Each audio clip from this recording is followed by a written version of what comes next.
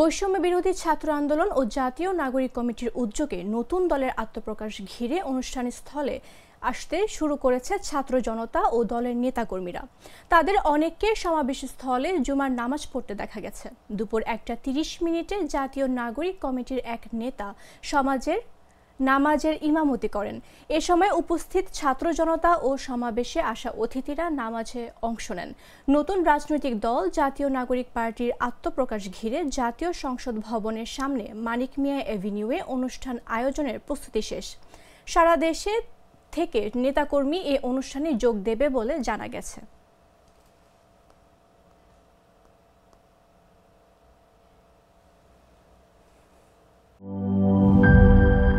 সবুজের দেশে নতুন রঙের বেশে ঘরে বাহিরে সাজানো বলকে রেইনবো রেইনবো রেইনবো পেইন্টস রে সাশ্রয়ী দামে দেয়াল রাঙায় রেইনবো সবার রং সবার ঘরে ঘরে rainbow Paints, the color of joy.